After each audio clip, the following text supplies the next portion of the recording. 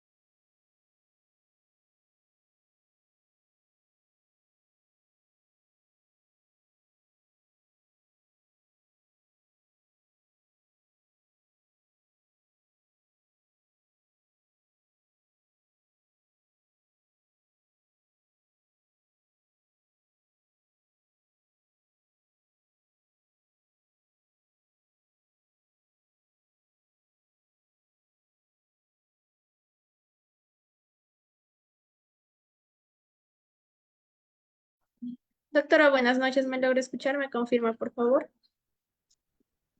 Hola, muy buenas noches, y te logro escuchar muy bien.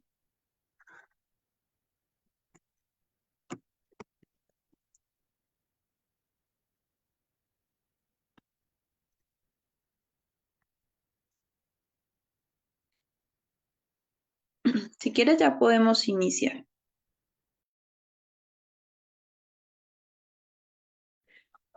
Ya, doctora, ya iniciamos. Buenas noches, estimados participantes. Les saluda María, asesora académica del Centro Internacional Público-Privada. Agradecidos por su participación al curso de anestesia y manejo del dolor en pequeños animales, que estará a cargo de la médico veterinaria Ángela Parra. Asimismo, por el buen desempeño de la doctora, se les recomienda, por favor, mantener la cámara y micrófonos apagados. Y para las dudas y consultas, la doctora las estará absolviendo al final de esta ponencia. Del mismo modo, si desean adquirir la clase grabada más el material de estudio más la certificación, estaré dejando mi número en el chat del Zoom. Buenas noches, doctora Ángela Parra. Le doy pase a su ponencia.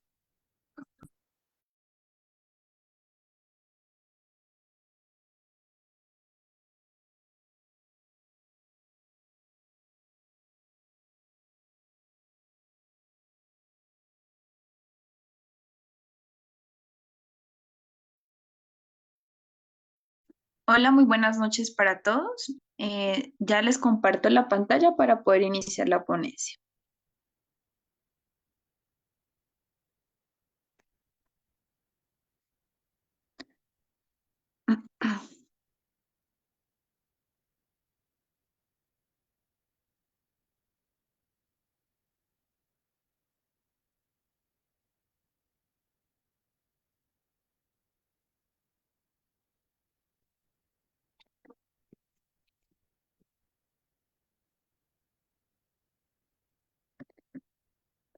Bueno, entonces muy buenas noches para todos. Como lo dijo mi compañera, bienvenidos a la parte de anestesia y manejo del dolor en pequeños animales.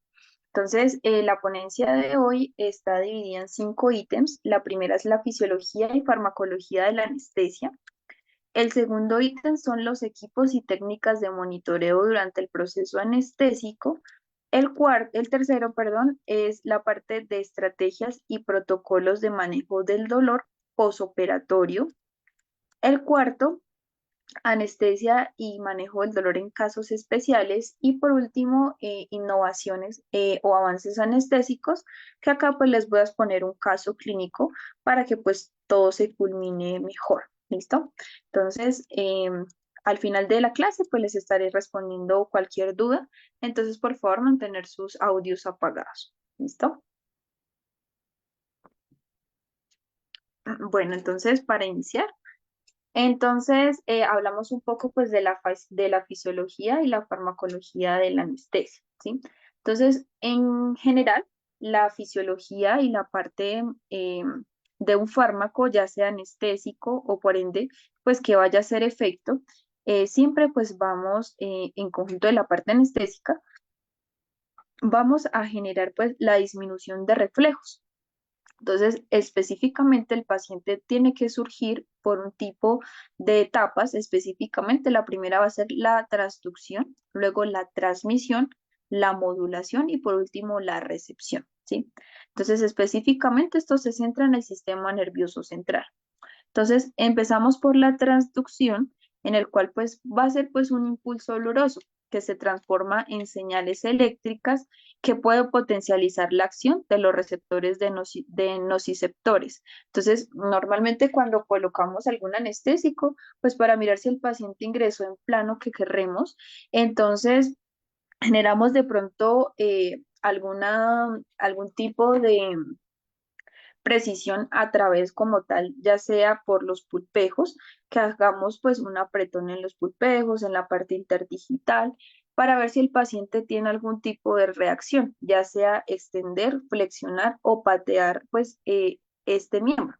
Entonces, para saber si el paciente pues va a ingresar a plano o está ingresando a plano o siente dolor, que lo que queremos específicamente en la parte de anestesia es que pues ellos no presenten dolor. Una vez generado pues este impulso doloroso o no, esta transmisión hace una conducción eléctrica a través pues de la parte de la médula espinal específicamente, donde allí va a generar la parte de la modulación, donde este impulso nervioso puede ser que se alteren los mecanismos de innovación, eh, mecanismos inhibitorios y excitatorios para alcanzar altos niveles en el sistema nervioso central. Y por último, esta va a percibir esta señal o este impulso, el cual pues el procedimiento va a ser o llevar la transmisión o la información específicamente en la parte del tálamo y la corteza cerebral, donde pues se va a integrar ya sea el dolor o por ende el plano del paciente para no sugerir pues este tipo de dolor. Entonces, todas estas etapas las debe realizar un medicamento anestésico con el fin de que el paciente pueda generar esto de forma irreversible, que solo sea por un cierto tiempo o unos minutos, mientras pues el paciente hacemos cualquier corrección patológica o de traumatismo que presente en el momento, pero siempre prima la parte del sistema nervioso central y en conjunto con la parte del tálamo y la corteza cerebral para que esa señal se pueda dar a través de los receptores nociceptores del sistema nervioso central y la médula ósea para que él produzca pues este tipo de sensibilidad. Entonces, por otro lado, hablamos de la fisiopatología del dolor. Entonces, aparte, pues teniendo en cuenta un poco la parte de los receptores que estos van a incluir en el sistema nervioso central, ¿cómo se produce pues el dolor? Ya sea que lo produzcamos nosotros como reflejo o que el paciente lo genere por un traumatismo o una enfermedad secundaria, cualquier patología. Entonces, el paciente puede presentar un dolor crónico agudo en el cual, como les digo, está muy de la mano con el sistema nervioso central. Entonces, el paciente tiene en primera instancia unos nociceptores periféricos del sistema nervioso central, que como tal hace una sensibilización periférica que libera aminas vasoactivas, lo que significa que pues va a hacer inflamación, eritema en la zona donde se va a generar visualmente pues alteración o internamente puede ser hemorragias, petequias o emaciación del mismo. Por otro lado, estas aminas vasoactivas me van a hacer o me van a llamar células inflamatorias de la cascada como tal de los 5 puntos cardinales. Entonces, recuerden pues que un paciente pues puede presentar dolor, irritación, inflamación, eritema y rubor en el momento pues como tal del trauma que tuvo a nivel externo, me refiero.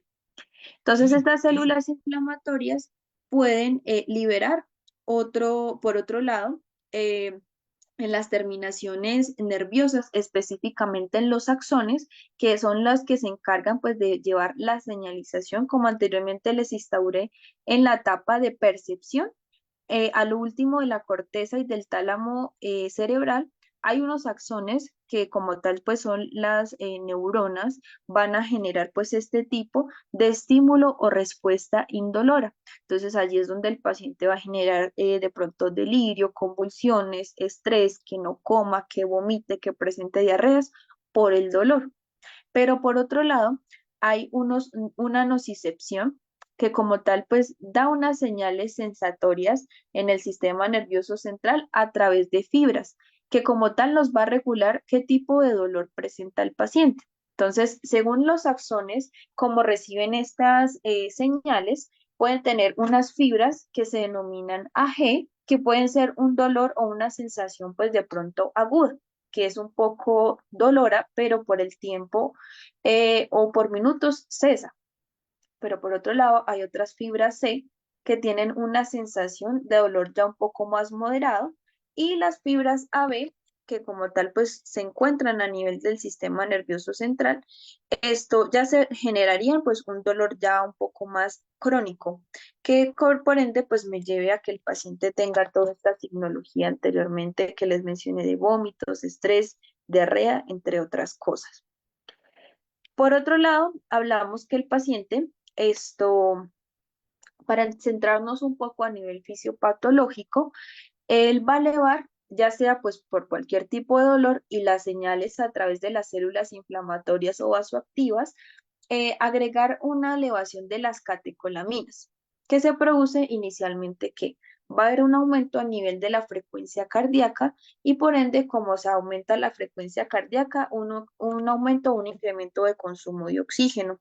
Entonces, una vez el paciente consuma más oxígeno, la parte de miocardio va a aumentar la irrigación a través de los signos vitales que él necesita. Entonces recuerden pues que el corazón es el principal irrigador para otros órganos vitales, ya sea la parte cerebral o la parte pulmonar. Y por ende pues esto puede generar una vasoconstricción de los vasos sanguíneos y por ende va a aumentar la elevación de la presión arterial.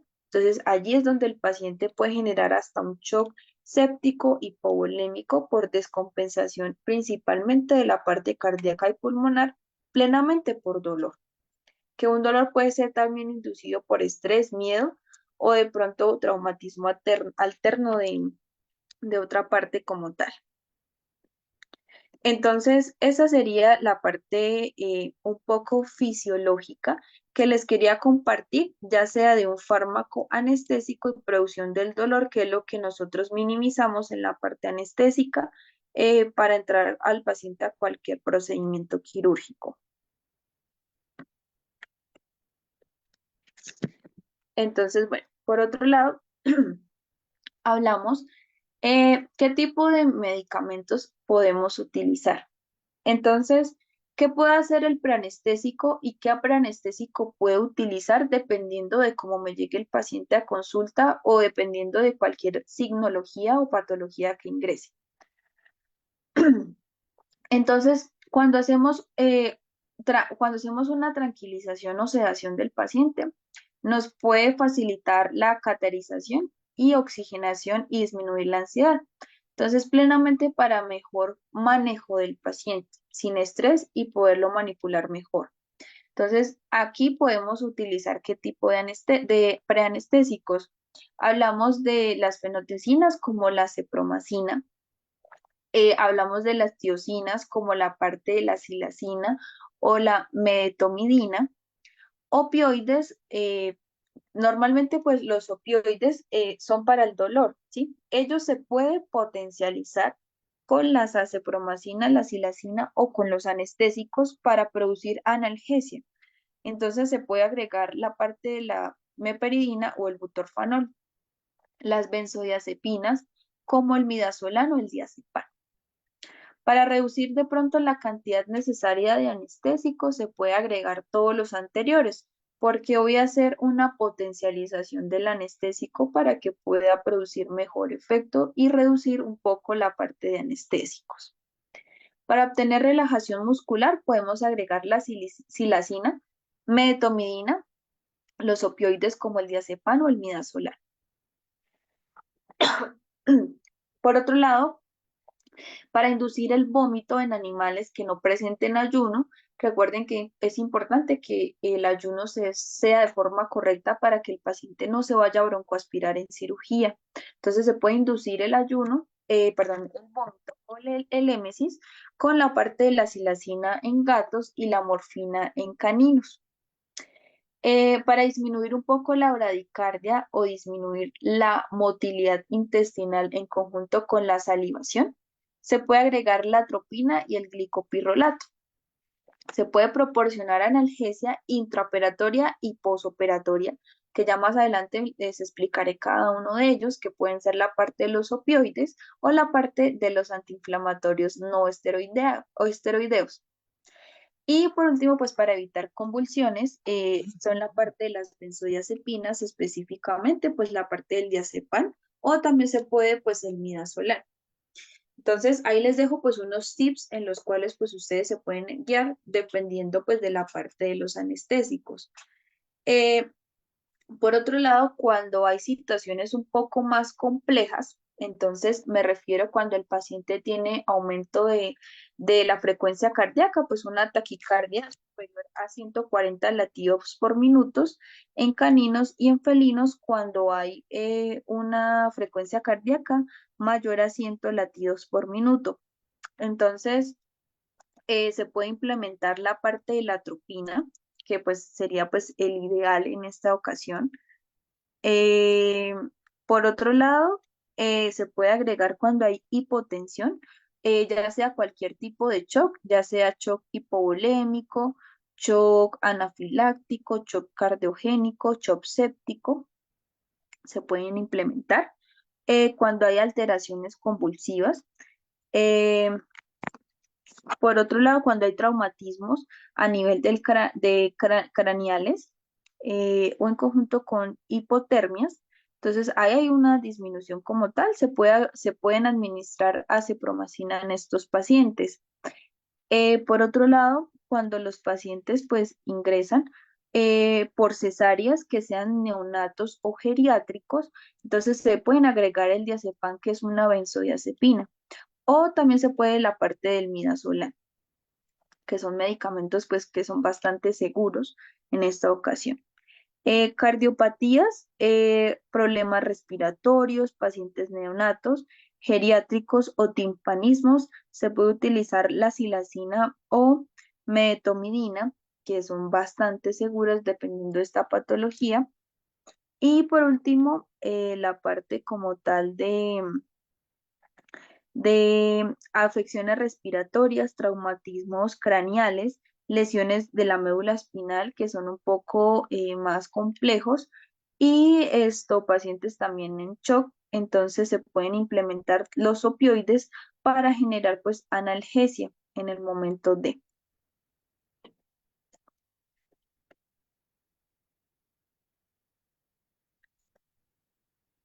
¿Mm? Entonces, eso serían la parte de la farmacología de los preanestésicos. Cuando ya hablamos de agentes anestésicos, entonces hablamos de dos categorías, unos que son inyectables y otros que son inhalatorios. Entonces, normalmente pues los medicamentos inhalatorios son pues más seguros eh, que los agentes inyectables, ya que pues ellos se eliminan a través de la vía respiratoria, pero pues igual no quiere decir pues que esto tenga que, pues es un poco más seguro, pero igual tiene su riesgo, que es un poco pues más costoso, sí, pero por ende pues tiene un poco de mayor seguridad. Entonces en él pues encontramos la parte de los isoflurano o el sevoflurano, que son un poco costosos, pero son mucho más seguros, ¿vale? Por otro lado, hablamos pues ya de los anestésicos inyectables, en el cual pues tenemos varias categorías dependiendo pues de su acción. Normalmente pues hay una acción ultra corta, otras que son eh, em, un poco más largas, su efecto, como por así decirlo. Entonces hablamos de los barbitúricos, específicamente son los que tienen acción corta y ultra corta, como lo son el tiopental y el pentobarbital. Por otro lado, hablamos de las ciclohexaminas, que son agentes disociativos, específicamente pues la ketamina, que como tal pues genera pues ese tipo de disociación a nivel sistémica para los pacientes. El propofol también es de acción corta, pero no tanto como la parte del pental o el tiopental. Por otro lado, pues hablamos de eh, neuroheptoanalgesia, que ahí es como tal, pues los tranquilizantes y los opioides que me ayudan a potencializar, pues la parte de analgesia para que, pues por ende, ahorremos más anestésicos, como anteriormente les dije. Entonces, ahí sería pues la clasificación de la parte de los anestésicos, preanestésicos y anestésicos que les comenté anteriormente.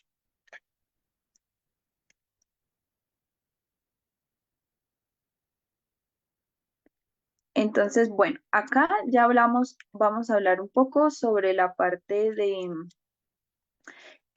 cuando el paciente pues ya ingresa como tal a monitoreo durante anestesia. Entonces, antes de hablar pues de los equipos que necesitamos, es importante categorizar el paciente en qué grado pues lo queremos y dependiendo de esto, de su patología, a ver si de pronto pues es algo riesgoso. Entonces, hablamos de la categoría 1, que es el mínimo riesgo. Entonces, puede ser que la condición física del paciente sea un paciente sano, que no tenga ninguna patología adyacente, pero ejemplo, pues que vayamos a hacer una ovariesterectomía o una orquiectomía, que son procesos que son de pronto básicos y que se realizan de control para pacientes que son sanos.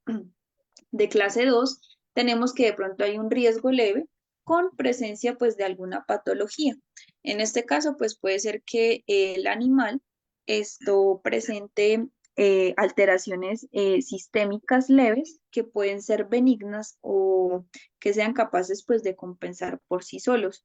Entonces allí puede ser de pronto pacientes que son muy pequeños, neonatos o pacientes de pronto geriátricos que en este caso, pues ellos presenten, uno, obesidad, que de pronto los fármacos estén dentro de, o sea, no tengan tanta motilidad o movilización del mismo.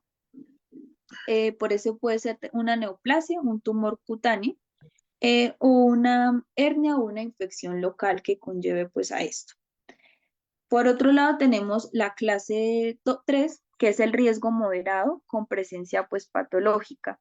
Entonces, allí puede ser pues que el animal tenga pues alteraciones sistémicas moderadas con signos benignos, que en este caso pues puede ser de pronto anemia, deshidratación, eh, que el paciente presente una hipotermia. Por otro lado, sonidos cardíacos leves o, o patologías cardíacas, que puede generar pues ya un riesgo mucho más alto, también pues por la edad. Por otro lado, la clase 4 que ya es un riesgo pues más alto, comprometido ya a la patología, que ya puede ser que no, o sea, la presente, pero ahí ya está de pronto un riesgo más alto. Entonces, que ya tenga una patología sistémica con alteraciones. Entonces, un paciente que ya ingrese en shock, que tenga una cardiopatía marcada, diabetes, toxemia o septicemia ya generalizada. Y en casos graves, que sería la quinta, entonces ya sería una cirugía urgente por traumatismos o por una alteración patológica natural que se convirtió en algo patológica en el organismo como patologías cardíacas, renales, hepáticas, traumatismos o estadios malignos terminales y que el paciente sí o sí pues necesita ingresar a quirófano. Entonces ahí vamos a categorizar qué tipo de riesgo vamos a ingresar a nuestro paciente a consulta. Entonces, para tener los monitores completos o necesarios, es importante un multiparámetros, ¿sí? Entonces, según la categorización de mi paciente, es importante pues tomar sus constantes o parámetros fisiológicos normales. Un multiparámetros me va a medir la parte de oxigenación, la parte de la presión arterial, ya sea la sístole, la diástole y la media, y por ende, pues la frecuencia respiratoria. Y por otro lado, la parte de la temperatura, que es importante. Un glucómetro para medir la cantidad de glucosa que tiene el paciente o la cantidad de azúcar que tiene en el momento de cirugía, porque si de pronto la glucosa se disminuye, podemos generar hipotensión o hipovolemia y por ende pues se complica el cuadro clínico. Entonces, estos serían los valores normales que nuestros pacientes durante el procedimiento quirúrgico deben implementar en sus constantes fisiológicas. Una frecuencia respiratoria en caninos de 10 a 30, en felinos de 20 a 42. Frecuencia cardíaca de 60 a 180 y en felinos de 40 a 220. Hablamos del tiempo de llenado capilar, debe ser menor a 2 segundos en ambos pacientes. La temperatura corporal en caninos de 37.5 hasta máximo 39.2. En felinos de 38 a 39.2. La sístole, que sería la presión arterial, iría de 100 a 160 en caninos y en felinos de 120 a 180. La presión arterial media varía en caninos de 80 a 120 y en felinos de 100 a 150. Y por último, la parte de la diástole, que sería 60 a 90 y el rango en felinos de 60 a 100. Normalmente la oxigenación no debe disminuir en menor a 80. ¿sí? Porque ahí pues no está oxigenando de forma correcta. Entonces, el equipo principal para la anestesia es controlar los parámetros fisiológicos correctos y que el paciente, si de pronto tiene alguna alteración, ahí empieza su descompensación en general. Entonces, así de pronto ustedes no tengan máquina de anestesia porque se puede hacer activa, ¿sí? O a nivel inyectable. Entonces, el principal equipo siempre va a ser un multiparámetros para estar visualizando las constantes y en conjunto pues con un glucómetro. Normalmente, después de instaurar pues nosotros el equipo y la clasificación de la categoría de los pacientes, normalmente la mayoría de clínicas veterinarias estandarizan pues un protocolo o una rutina anestésica para pacientes pues que son sanos, ¿sí? Que siempre implementan el mismo para pacientes como tal, pero de igual forma siempre debe evaluarse el paciente antes de generar pues este tipo de ingreso a quirófano. Entonces ahí que es importante pues realizar la consulta médica veterinaria en conjunto con los exámenes fisiológicos con el fin pues de nosotros tener una idea de por qué el paciente tiene esta alteración o no. Y en conjunto eh, con el propietario que nos comente cuál es el diario vivir y por qué viene a consulta y aparte pues a procedimiento anestésico o quirúrgico. Entonces, acá tengo unas 5 frases importantes. Uno que es la disponibilidad de las instalaciones y los equipos. Entonces, pues ahí algunas empresas pues requieren o cuentan con equipo o instrumental especializado. Como les digo, los equipos pues más básicos va a ser un multiparámetros. Pues ya de pronto si tienen anestesias inhaladas en el cual pues pueden implementar el isoflurano o de pronto el sevoflurano, que son anestésicos inhalatorios que son un poco más seguros pero igual pues no minimizan el riesgo. Depende pues de esto, o si son plenamente pues la disponibilidad de forma inyectable y por ende pues instaurar los parámetros de salud o las constantes fisiológicas con el multiparámetro se puede realizar. Eh, familiaridad en conjunto pues con el agente. Entonces pues ahí conocer la destreza del agente anestésico elegido. Entonces normalmente pues en la mayoría de los pacientes pues varía el anestésico, ¿sí? Con el fin de que nosotros tengamos una anestesia segura y exitosa para nuestro paciente. Entonces todo depende pues del estadio crítico o no que pueda presentar el paciente para yo generar una buena combinación anestésica y que el paciente pues tenga seguridad y éxito. Por otro lado, hablamos de la naturaleza de la intervención que requiere pues del procedimiento quirúrgico o el procedimiento anestésico. Entonces, normalmente pues ahí evaluamos la durabilidad que, digamos, el cirujano requiere que el paciente ingrese en plano. Si es por 1 hora, si es por 2 horas, o si es por media hora, o si es algo de pronto muy invasivo, que se puede hacer de pronto con una anestesia local o que si plenamente el paciente se puede sedar para corregir la patología o si plenamente el paciente necesita un plano quirúrgico completo o una anestesia general para corregir el paciente. Por otro lado, hablamos de las circunstancias especiales del paciente. Entonces, allí pues vamos a hablar más que todo de qué tipo de cirugía vamos a intervenir y qué patología tiene mi paciente que pueda causar alteraciones de los anestésicos o alteraciones sistémicas durante cirugía. Y por último, la parte pues de los cuidados del paciente a nivel de los preanestésicos.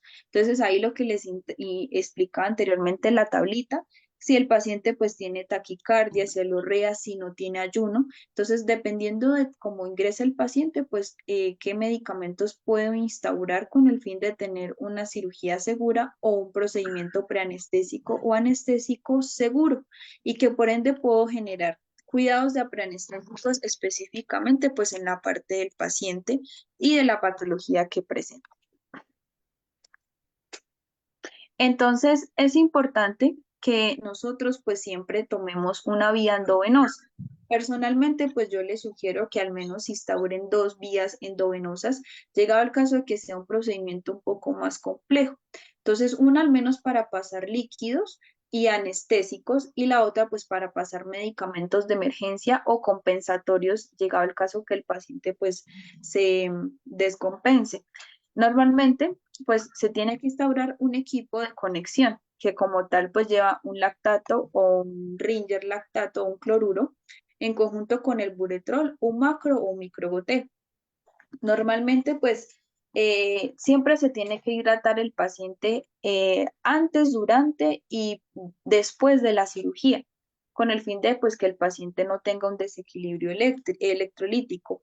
Entonces, hay una fórmula básica que se las dejo acá cuando los pacientes, pues, ingresen a, ya sea a una hospitalización ambulatoria por algo básico o por cirugía básica, ya sea por orquiectomía o varisterectomía, un proceso de pronto no tan invasivo, se puede implementar una fórmula de 40 por el peso del paciente más 70. Les va a dar un líquido, un total de líquidos que les va a generar un mantenimiento sin sobrehidratar el paciente.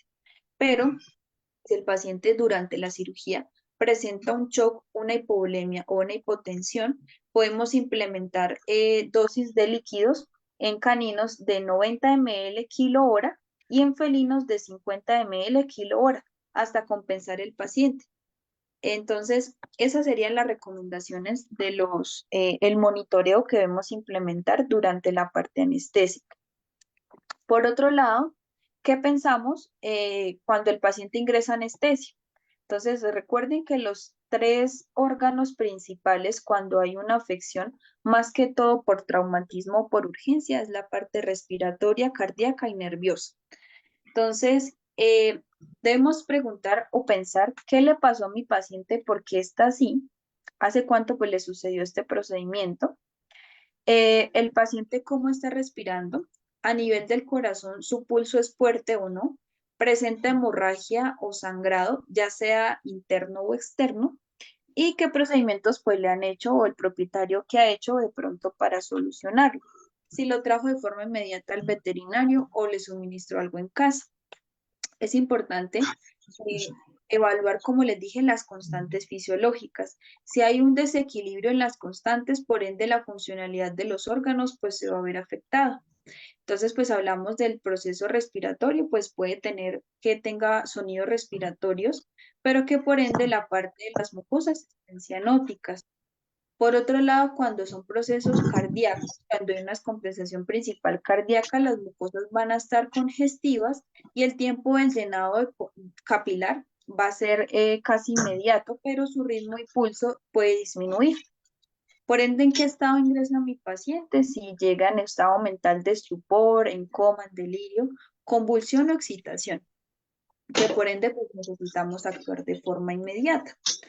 Entonces, aparte, ¿qué pensamos? Si mi paciente es geriátrico mayor de 7 años, si mi paciente de pronto con los exámenes que le tomé durante la consulta o el propietario me comenta y me trae exámenes que mi paciente tiene un daño renal o tiene una insuficiencia hepática de base o una insuficiencia cardíaca de base. Entonces, ¿qué debo hacer? No correr en círculos, sino actuar de forma inmediata y saber qué medicamentos podemos implementar. Entonces, más adelante ya les explico qué medicamentos podemos implementar, pero para compensar el paciente debemos hacer lo siguiente. Entonces, en primera instancia, pues debemos oxigenar el paciente y minimizar el estrés para que el paciente pues no presente deshidratación o descompensación respiratoria. Entonces, si el paciente llega posiblemente con un estado de estrés o excitación, se puede sedar un poco para generar que, para administrar una vía endovenosa y poder suministrar de pronto o entubar el paciente o para al menos manipular un poco mejor. Entonces, se puede agregar acepromacina, midazolam o el butorfanol. Ahí pues les dejo las dosis y por ende, después de esto, de minimizar el estrés, sedar un poco el paciente para la manipulación, solo si es necesario. Entonces, una vez pues activar la vía y mirar qué. Entonces, se administra la vía endovenosa. Entonces, de allí se va a ver si el paciente que presenta. Entonces, si tiene buena ventilación, perdón, si tiene buena ventilación, entonces sacar una lista de problemas de por qué el paciente ingresó así durante el procedimiento, durante la consulta. Exámenes sanguíneos completos que me verifiquen de pronto el daño que tenga el paciente y luego aplicar el respectivo tratamiento o si por ende pues necesita cirugía de forma inmediata. Por otro lado, si el paciente no está ventilando de forma correcta, entonces lo importante pues primero es realizar una intubación endotraqueal para que el paciente tenga buena oxigenación y por ende pues pueda actuar de forma correcta la parte cardíaca y respiratoria. Entonces, durante la anestesia, una vez nosotros ingresamos el paciente, ellos pueden tener una descompensación o complicación que puede verse de la parte cardíaca, respiratoria o entre otros. El paciente te puede generar bradicardias, taquicardias, arritmias ventriculares o hipotensión. En la parte respiratoria te puede generar una hipoxemia, hipercapnia, apnea o aspiración. Entre otros, puede generar una hipotermia,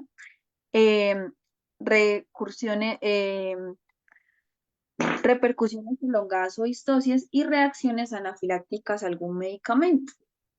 Entonces, todo esto puede causar una depresión anestésica a través del sistema nervioso central, generándome este tipo de patologías que los órganos principales van a ser cardíaco, respiratorio y nervioso. Entonces, les voy a especificar de forma rápida cuáles serían las patologías de este. Entonces, cuando hay una bradicardia, se caracteriza específicamente por los ritmos respiratorios bajos, que son menores de 40 a 50 latidos por minuto. Normalmente este sería en felinos o en caninos menor a esto.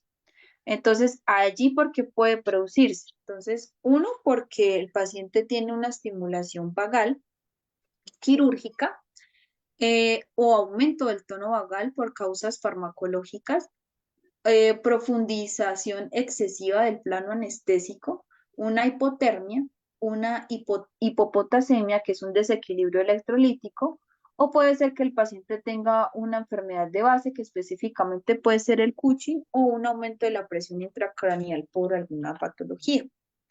Entonces, allí lo que debemos ministrar específicamente va a ser pues la parte de la atropina para ayudar a aumentar los ruidos respiratorios o los ritmos respiratorios, corrección de pronto del proceso quirúrgico y administrar fluidos para que el paciente pues no siga en ese plano excesivo y aumentar reducir la presión intracraneal, puede ser con algún anestésico, pero pues ahí iría en contraproducencia por el plano. Por otro lado, la diferencia es cuando hay una taquicardia, que por ende, pues los ruidos, la parte de la frecuencia o los ritmos cardíacos son mayores a 180 en caninos y en felinos 220 latidos por minuto. Entonces puede ser por una estimulación nerviosa, porque el paciente de pronto está en un plano superficial y está sintiendo dolor. Una hipotensión, hipovolemia, hiponexemia, anemia o presenta pues dolor. Entonces, allí pues sería de pronto controlar los déficits para, como tal, generar un plano de analgesia o un plano de anestésico para que el paciente regule la parte de la taquicardia. Administrar oxígeno o por ende, si pues estos recursos no funcionan, se puede agregar un bolo de lidocaína a 2 miligramos por kilo. Entonces, esto me imprime un poco el sistema cardíaco para que no tenga estas arritmias tan recurrentes y no ingrese en este shock o en esta hipovolemia como tal. Por otro lado, el paciente puede presentar una hipovolemia y una vasodilatación en el procedimiento anestésico. Entonces, se pueden administrar para el descenso de la contractibilidad alveolar o de pronto la oxigenación completa por alteraciones en el equilibrio ácido-base o que el paciente tenga una endotoxemia. Si el paciente presenta una hipovolemia, puede ser relativa a una vasodilatación intensa, pérdidas concomitantes debidas a patologías del paciente, puede ser hemorragia o pérdida de fluidos. Y una vasodilatación puede ser también por un shock endotoxémico, por una administración de fármacos anestésicos que puede ser el propofol, el tiopental, que son de acción corta en conjunto con la lidocaína, y disminución del retorno endovenoso por un derrame quirúrgico causado por lo mismo. Entonces, allí puede ocasionar este tipo de patologías como lo son la parte pues, de apnea o la aspiración. La apnea se puede producir más que todo cuando utilizamos propofol. El propofol me causa una apnea, disminución de la frecuencia respiratoria, o por ende un fallo en el equipo de la ventilación que no se esté ventilando de forma correcta o una lesión en el tronco encefálico. Entonces, es importante que nosotros entubemos el paciente y administrar de pronto medicamentos que me ayudan a estimular y a broncodilatar la parte alveolar, como el doxapran o el Viviran, que me ayuda a captar mayor oxígeno. Por otro lado, la aspiración es más que todo por una broncoaspiración en pacientes que no tienen ayuno previo. Entonces, pacientes que durante el procedimiento vomitan y ese vómito puede generar que vaya hacia la parte pulmonar, generando una broncoaspiración y por ende, pues complique el grado del paciente y puede fallecer. Entonces, es importante recordar al paciente el ayuno o si no, administrar pues la silacina, como les mencioné anteriormente, para producir émesis. Ahora pasamos al tercer ítem, que son estrategias y protocolos de manejo del dolor. Entonces, nosotros podemos implementar opiáceos, antipiréticos, antiinflamatorios no esteroidales y anestésicos locales. Entonces, los opiáceos normalmente van a actuar en los receptores del sistema nervioso central, eliminando pues el dolor. Los antipiréticos actúan centralmente en los receptores bulborraquídeos, inhibiendo la transmisión periférica de los estímulos. La parte de los antiinflamatorios no esteroidales actúan específicamente inhibiendo las sustancias inflamatorias que generan pues la bradicardia o histamina, o simultáneamente pues actúan en las ciclooxigenasas 1 y 2, inhibiendo pues el dolor e inflamación. Y anestésicos locales, pues que van a bloquear la conducción nerviosa y por ende pueden producir analgesia. Entonces, hablamos del primer grupo que son los opiáceos. Entonces, anteriormente les mencioné que pues ellos actúan en el sistema nervioso central y que por ende ellos pueden potencializarse con algunos anestésicos, ya sea la ketamina, la tiletamina, el tiopental, la silacina, el diazepam o la cepromacina. Entonces hablamos de la morfina a dosis como tal en caninos de 0.3 a 3 miligramos, vía oral, si la vamos a implementar endovenosa, 0.1 a 0.6 o en felinos de 0.1 miligramo. La mepiridina pues actúa más rápido que la morfina, por ende puede llegar a generar menos estreñimientos o retenciones urinarias que la morfina. Se puede utilizar caninos y en felinos de 2 a 10 miligramos por kilo. El fentanilo es más potente aún que la morfina, pero pues actúa muy rápido, solo 30 minutos. Entonces la dosis en caninos y en felinos es 0.03 miligramos a 0.1 miligramo por kilo y la hidromorfona a dosis de 0.05 a 0.1 miligramo por kilo. El tramadol se puede implementar en caninos y en felinos de 1 a 2 miligramos como tal.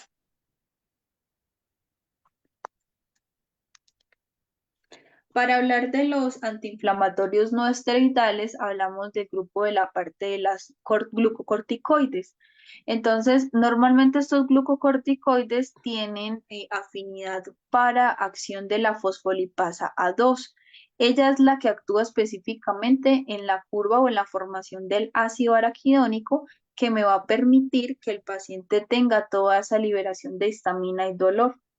Entonces, hablamos que los más conocidos, como la parte de la betametasona, se puede implementar a dosis de 0.1 a 2 miligramos por kilo, la dexametasona a dosis de 0.125 a 1 miligramos, o llegado en terapia de choque a 2 a 6 miligramos por kilo. La triamcinolona normalmente, pues esa no es que se use a nivel endovenosa, sino más tópica para procesos, en este caso más que todo cuando hay otohematomas, ¿sí? Que se deja infiltrado en esa posición o en intralesiones. a dosis de 0,6 miligramos por kilo y la prednisolona en caninos y en felinos de 1 a 2 miligramos. Estos medicamentos están contraindicados en pacientes que tienen glaucoma, cataratas, que tengan hipertensión, hiperglicemias o gastritis, porque puede retrasar la cicatrización o empeorar el cuadro clínico. Por otro lado, hablamos de estos antiinflamatorios no esteroidales como la familia del carprofeno, flunixin, megumin, ketoprofeno, meloxicam y la dipirona. El carprofeno y el ketoprofeno se utilizan más que todo para procesos crónicos o muy dolorosos, más que todos ortopédicos. Entonces el carprofeno pues estaría a nivel de dosis de 2,2 o a 4,4 y en felinos de 4 miligramos. Máximo que ustedes pueden implementar estos antiinflamatorios o AINES es máximo 4 días. Si no pueden causar úlcera o laceración intestinal o gástrica. Se puede implementar el fenozimegumab, está contraindicado en felinos. Ahí la dosis que le dejo es muy pequeña, pero normalmente ellos no presentan receptores hepáticos para poder degradar el fármaco. Entonces estaría contraindicado. El ketoprofeno se puede utilizar en dosis de 1 a 2 miligramos o hasta 0,5 a 1 miligramos en dosis crónicas. El meloxicam pues es el más utilizado. Podemos utilizar una dosis alta en procesos crónicos o la dosis estándar es más o menos 0,1 a, de 0,1 a 0,2 máximo. De resto, pues estaría contraproducente. Normalmente se usa eso estándar, caninos o felinos, pero cuando hay afecciones crónicas se puede utilizar a 0,5 como mínimo. A 1,1 la verdad la literatura lo reporta, pero personalmente no lo he implementado. La dipirona se puede utilizar como dosis antipirética, que sería 28 miligramos, pero también se puede usar la dosis analgésica, que sería de 20 a 18 miligramos por kilo. Y por otro lado hablamos de la parte de la iosina, que es, también se conoce como la buscapina. Entonces esta me ayuda pues como tal para dolores digestivos, espasmos, cólicos. Solamente se puede utilizar en caninos, en gatos está contraindicada, genera diarreas. Entonces la dosis que podemos implementar puede ser de 0,03 o hasta casi 3 miligramos por kilo. Y para terminar la parte de los medicamentos postoperatorios, tenemos pues la parte de los anestésicos locales. El más conocido pues es la lidocaína. Normalmente pues estos anestésicos locales se eliminan vía hepática, que son tipo amida o tipo éster cuando tienen que hacer el paso a través de la orina. Puede ser de forma tópica, local, epidural o endovenoso. El más conocido pues es la lidocaína. Se puede implementar dosis máxima hasta 5 miligramos por kilo. Se puede agregar lidocaína más bupivacaína para potencializar la dosis. Normalmente pues esta es de 0,1 a 0,5 miligramos y que puede potencializar la dosis casi hasta 3 horas. Anteriormente les comenté pues que cuando son pacientes que tienen insuficiencia cardíaca, renal, cardíaca o pacientes geriátricos y neonatos, ¿qué medicamentos podemos utilizar en pacientes de alto riesgo?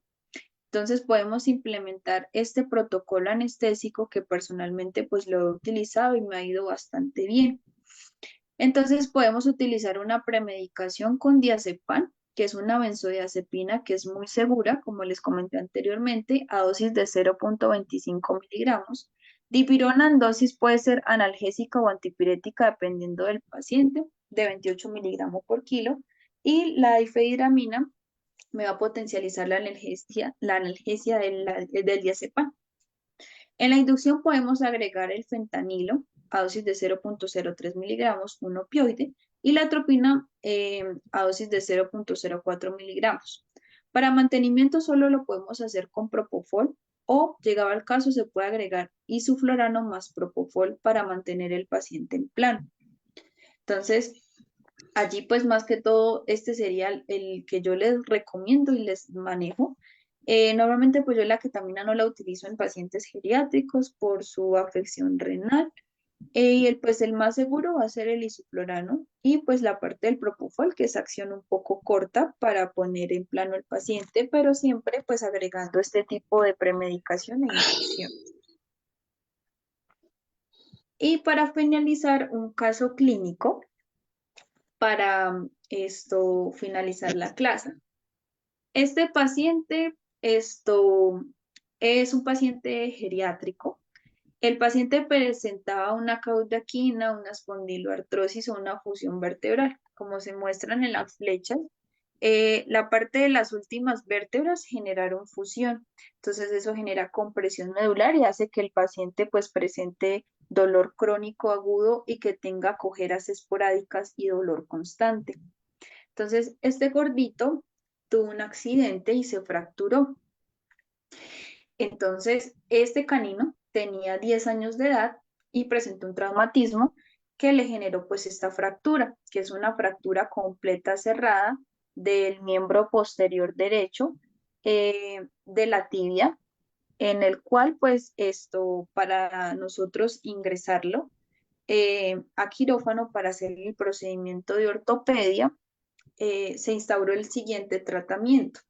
Entonces, se instauró la premedicación para pacientes geriátricos que anteriormente les mencioné, solo que aquí no usé la parte del antihistamínico. El antihistamínico se utiliza también cuando tienen procesos o reacciones de shock anafilácticos por algún medicamento. Se puede implementar y me potencializa la analgesia. Después de esto, el paciente se le instauró una dosis de una fusión de lidocaína, ketamina y fentanilo para el dolor crónico, ya que uno pues tenía dolor articular por la compresión medular y dos por la fractura que tenía en el miembro posterior. Después de esta infusión que ya les voy a comentar, se le instauró estos medicamentos intrahospitalarios. El paciente duró 10 días en hospitalización, en el cual esto se le administró omeprazol, tiamina como protector neurológico, tramadol para el dolor y clindamicina, que es el antibiótico específico para piel y hueso. Entonces se le instauró esto después de suministrarle esta fusión de dolor para este pacientico. Normalmente pues tenemos la lidocaína, ketamina y fentanilo. Entonces acá les dejo las dosis que pueden ustedes administrar. Las dosis se deben agregar todas en una sola jeringa. Entonces me explico, si ustedes van a hacer una dosis inductoria o fusión para el dolor, tienen que sacar la dosis completa de cada una. Entonces me refiero, inductoria de lidocaína, 2 miligramos, inductoria de ketamina, de 2 a 3 miligramos, y inductoria de fentanilo, 4,5 miligramos. Si la quiere hacer en infusión, infusión de lidocaína, infusión de ketamina e infusión de fentanilo. Acá les dejo la fórmula de cada una y el total de cada una debe diluirse todo en una misma jeringa y pasar en un goteo constante lento, más o menos en una fusión, dependiendo de eh, de- del total de líquidos. Esto en una sola jeringa pasado a goteo, más o menos en 150 ml, líquidos totales y por hora de forma goteo disminuido. Para sacar la concentración de la infusión, les pongo un ejemplo, la lidocaína viene al 2%, que sería la concentración al 20%, que se suministraría en la parte inductoria. Pero para hacer la dosis de infusión, entonces en este caso la concentración va a variar. Entonces multiplicamos la concentración inductoria, que es 20 por 1000, y eso me va a dar un total de 20.000, que sería la concentración de la dosis de infusión. Esta dosis de infusión para el dolor puede llegar a potencializarse casi por 8 horas. Después de eso, el paciente literal casi se quería ir después de hacer el procedimiento de ortopedia. Entonces, después de eso, pues se instauró la terapia que les comenté, el omeprazol, tiamina, tramadol y clindamicina, que fue medicamentos intrahospitalarios después de la infusión para el dolor. Y por último, les dejo estos 4 medicamentos que también pues ahorita han innovado en la parte como tal del dolor y paciente crónico. y geriátrico, como lo son el cannabis, que son medicamento medicinal. La verdad lo he implementado en pacientes geriátricos que por ende pues ya los propietarios dicen yo no le quiero agregar ninguna medicina, que el paciente no consume nada, que tiene mucho dolor. Entonces se le puede agregar el cannabis. Normalmente este no tiene repercusión renal y hepática a futuro, siempre y cuando pues se dé la dosificación correcta según lo que ustedes desean variar. Entonces ahí pues hay concentraciones para el dolor, que normalmente la página no es que lo esté promocionando, sino que este es el que yo he usado normalmente. Entonces le dice la condición del dolor crónico, severo, moderado o agudo y te guía qué tipo de concentración o dosis puedes implementar y por cuánto tiempo. Entonces puede ser por un mes, descansa un mes y vuelve a suministrarlo un mes. Entonces, cannabis ahorita pues ha implementado mucho eh, pues para calmar el dolor. Por otro lado, hablamos de la pregabalina, también conocida como la lírica. Normalmente la dosis que se implementa en caninos de 1 a 4 y de felinos de 1 a 2. Esta viene en presentación de varias tabletas de 25 miligramos, 75 miligramos y 125 miligramos. Los efectos que debemos tener como precaución para los pacientes es que pueden generar mucha somnolencia, que orinen con sangre después de un cierto tiempo de medicación y una marcha inadecuada por la misma somnolencia. Por otro lado, es importante agregar pues el neurobión. En este caso, el paciente después del traumatismo y la corrección ortopédica se le mandó neurobión, que es un protector neurológico. Esta se maneja una tableta para 10 kilos, tanto para caninos y felinos. Para dolores crónicos asociados con ortopedias o tejidos blandos, o cuando son osteoartritis o osteomelitis, problemas ya crónicos, les recomiendo mucho el Rimadil, que es a base de carprofeno. Normalmente esta solo la manejo en caninos a dosis de 4 miligramos. En felinos no la he implementado porque han causado de pronto alguna reacción adversa. Entonces, de pronto solamente en caninos se puede implementar. Y por último, para dolores crónicos he implementado el Domosil. El Domosil, pues normalmente se recomienda para dolores crónicos e inflamaciones infecciosas o no, que pueden ser por patologías posquirúrgicas o patologías, como anteriormente les mencioné, de hueso o compresión medular. Entonces se puede utilizar en dosis de 1 a 2 miligramos para caninos y felinos. Y la dexametasona, que es un glucocorticoide que me ayuda como tal, pues, a generar desinflamación, eh, pero por ende me puede llegar a inmunosuprimir el paciente. Entonces debo tener en cuenta eso antes de aplicar el medicamento. Y se puede implementar en dosis de 0,5 a 1 miligramo por caninos y felinos. Ahora vamos a pasar pues a la sesión de preguntas. Ya pueden encender sus audios si así lo desean o el chat ya está activo por si desean escribir alguna pregunta que tengan respecto a la clase.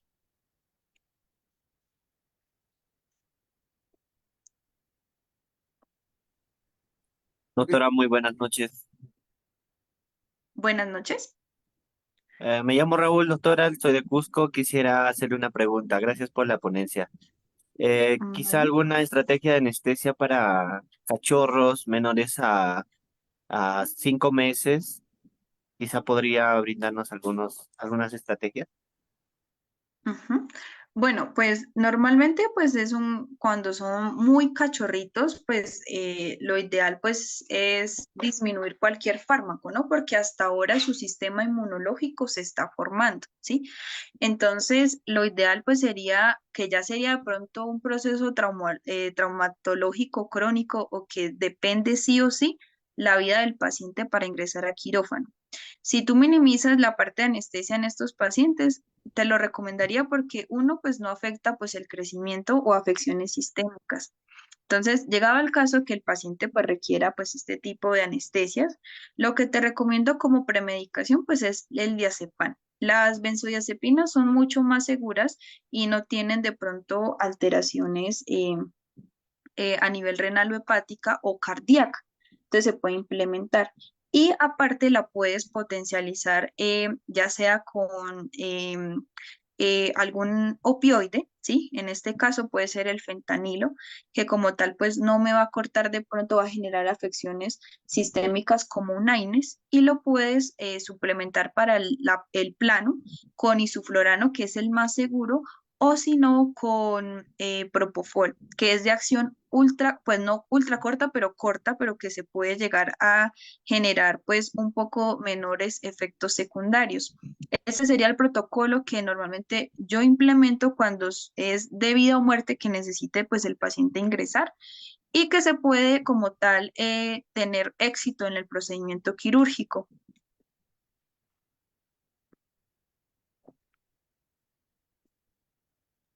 Muchas gracias, doctora. ¿Vale?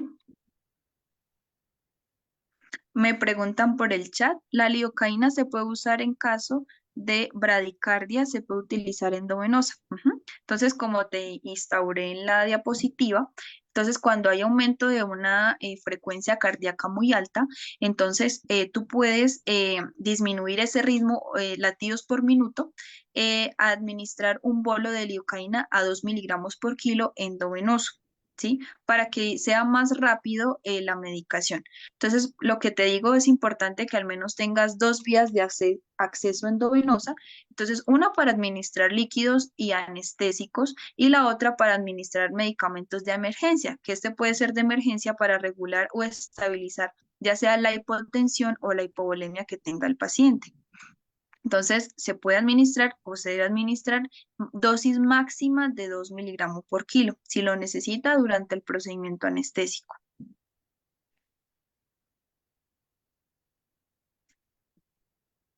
¿Alguno tiene alguna duda o inquietud? Doctora, yo tengo una pregunta. Cuéntame. Ya, en el caso del omeprazol, ¿se debe siempre utilizar para manejo del dolor o no siempre se debe utilizar? Bueno, el omeprazol actúa en la bomba de protones a nivel intestinal. Entonces, él actúa es como un protector intestinal, ¿sí?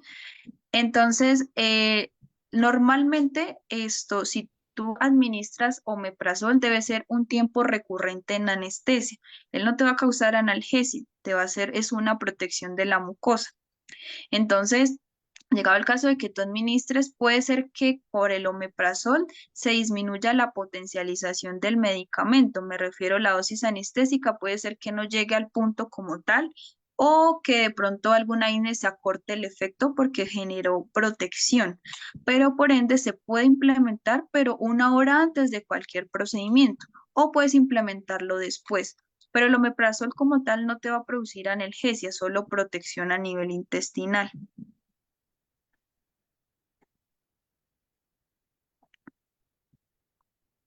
Muy amable, doctor. Gracias. ¿Vale?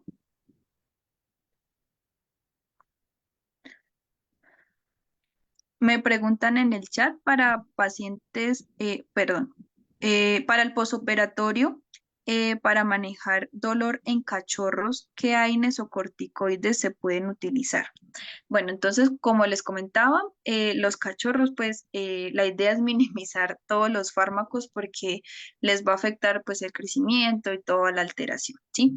Entonces, normalmente tanto en madres gestantes como en cachorros, que de pronto no les vaya a afectar la signología del crecimiento, se deberían utilizar mejor la parte de los opioides, como lo son el fentanilo. El fentanilo pues les causa una analgesia corta, pero pues es bastante potente para dolores de pronto crónicos en ellos, que no les va a afectar de pronto el crecimiento. Llegaba el caso, el más utilizado AINES, que de pronto no haya repercusión a nivel de crecimiento en cachorros, puede ser el AINES como el meloxicam. Como les comenté en las diapositivas, el meloxicam pues les va a cubrir todo, cualquier tipo de dolor.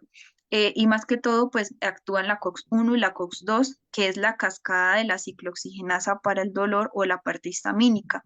Entonces, Ese se puede implementar en cachorros y lo implemento más que todo cuando lo enviamos en casa, en gotas, que sean dosis muy mínimas, muy pequeñas y máximo los AINES por máximo 3 días, para no generar úlceras gástricas o que de pronto tengan intoxicación por el meloxicam. Entonces, el que más recomiendo, pues intrahospitalario, el fentanilo, o si no, en casa se puede administrar pues el meloxicam. Los corticoides normalmente pues te ayudan mucho pues a la parte de desinflamar, pero si tu cachorro tiene una inmunosupresión, entonces te puede causar el doble inmunosupresión y te puede complicar el caso del paciente. Entonces, si tu paciente de pronto no está inmunosuprimido, pero por lo general cuando hay dolor, hay inmunosupresión al tiempo. Entonces, ahí estaría contraindicado porque se te puede inmunosuprimir el doble. Entonces, te recomiendo primero que implementes el meloxicam, que sería el AINES. Lo otro es que nunca debes combinar, ya sea para cachorro, paciente geriátrico o adulto, meloxicam con corticoides. Me genera úlceras de forma inmediata y casi irreversibles en la parte abdominal e intestinal. Entonces, estaría contraindicado. Entonces, te sugiero mejor que primero implementes el AINES y llegado el caso que tú lo veas necesario, después de terminar el AINES, implementes el corticoide, que el más conocido pues es la dexametasona.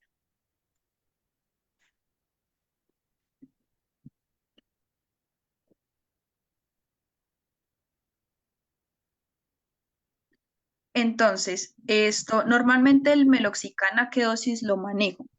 Eh, Normalmente cuando el cachorro pues ya cumple su peso, normalmente pues acá en Colombia hay varios medicamentos que vienen o varias presentaciones o nombres geriátricos del meloxicam. El más conocido acá en Colombia se llama el Dolidol. Entonces ese pues yo lo manejo a una gota cada kilo, a 2 gotas por kilo. Entonces normalmente cuando son cachorros pesan gramos. Entonces cuando son digamos 200 gramos o 500 gramos, lo que hago es diluir una gota en 0,5 ml de agua previamente hervida y de esa dilución le administro 0,1 de la mezcla, ¿sí? Cada 24 horas por máximo 4 días, cuando son menores a 1 kilo, porque entonces ahí pues no voy a generar una sobredosificación y puedo generar pues intoxicación estando cachorros. Entonces, lo que te recomendaría, lo que yo he implementado y ha funcionado de forma correcta, es diluir la gota del dolidol o igual pues leer la posología y la concentración en que el medicamento pues vas a implementar para pues no generar pues contraproducencias secundarias del medicamento.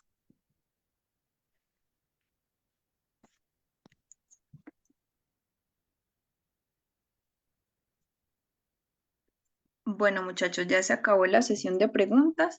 De igual manera, recuerden que el material de estudio se lo suministro a mi asesora y ella se encargará de suministrárselo en conjunto con los certificados de la clase. De igual manera, esto espero que la clase haya sido de su agrado. Un saludo desde Colombia, espero verlos en otra oportunidad y que tengan una feliz noche.